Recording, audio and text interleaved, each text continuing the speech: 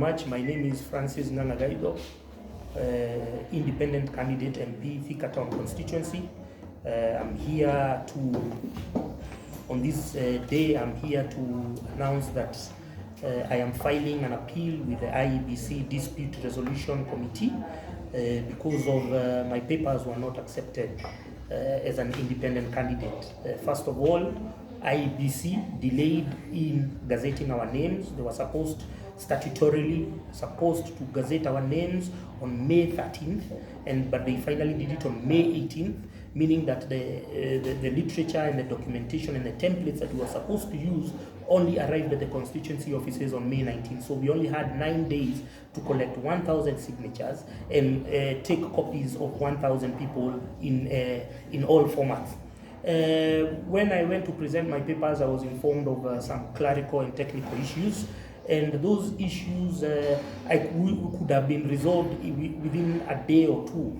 The candidates who arrived, because as members of National Assembly, we were given 3 days, May 29th, May 30th, and May 31st to present our papers.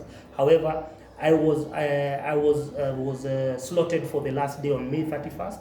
However, all the candidates, all my competitors who arrived on May 29th and 30th were given ample time to amend and to make the necessary corrections to the IEBC, and they did so and they were cleared. However, on my part, because I was the only candidate slated for May 31st, I was time barred, let's call it. I was time barred for that particular reason, and now I am begging the indulgence of the Dispute Resolution Committee to understand how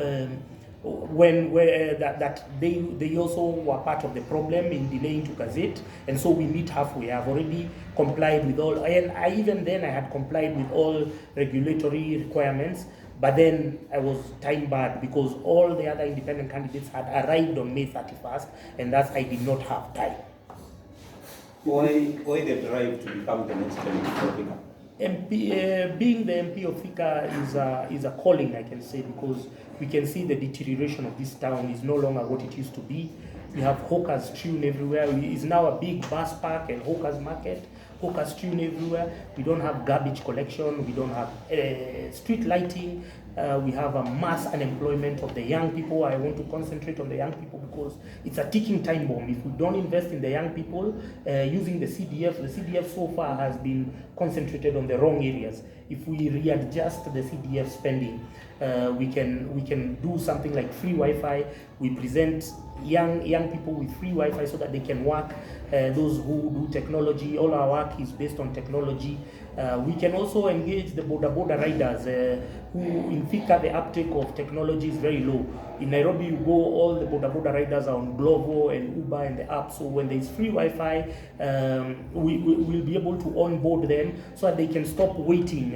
Border are not meant to wait in the sheds waiting for customers. With the apps today, they can be constantly working, and most of the business now is not in moving people, it's in moving goods and packages. So that is what we want. We want to bring people to we want to bridge the technological divide with the Wi-Fi. We also want, it is unfortunate that close to 1.5 billion shillings later, after the first CDF between 2013 and 2022 today, we don't have a fixed asset. We don't have an office. We keep on shifting from house to house. Even many people cannot tell you where the CDF office is, so we have to work on a physical location. There is a health component. Thika town, the entire town has only one functional ambulance run by a private clinic. We want, as we engage the county with regards to the deplorable state of health facilities at level 5. We want to acquire two ambulances every financial year to help people move from point A to B depending on whichever hospital they are signed on to. So those are my main areas. We also want to reclaim a few public parks so that people can be using them. We want to encourage people to walk more so that we can decongest our town. So if we can rehabilitate the pedestrian walkways, we encourage people to walk, and we have a problem of parking in our town, and we can leave it for essential services. Are you optimistic that district resolution committee will roll in your favor?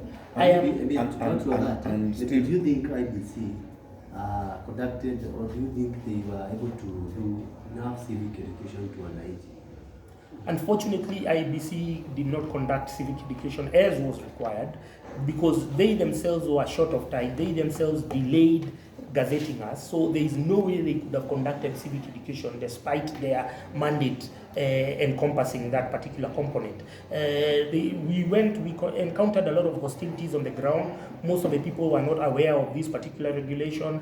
Most of the people were hostile, sharing their private data, and we don't know where these regulations were from, especially for members of National Assembly candidates. I think they were the most stringent, with 1,000 signatures.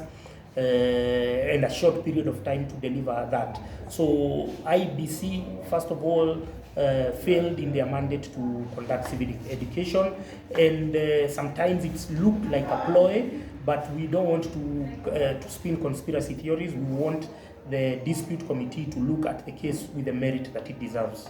And should the DRC, the Dispute Resolution Committee, fail to hear your case, what measures are you planning to take? All options are on the table, but even if I was to go to court, I am really hampered by the timeline. So we are really hoping for a fair and just hearing process by the Dispute Resolution Committee.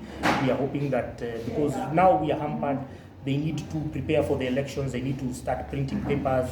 We don't want to preempt, we don't want to preempt their decision, but we are hoping, all we are just asking for is for a fair and transparent process, look at the merits of the case, and afterwards we let the people of Thika decide, because now there's a lot of hostility and people spinning conspiracy theories that some candidates are being imposed on the town with the help of so and so.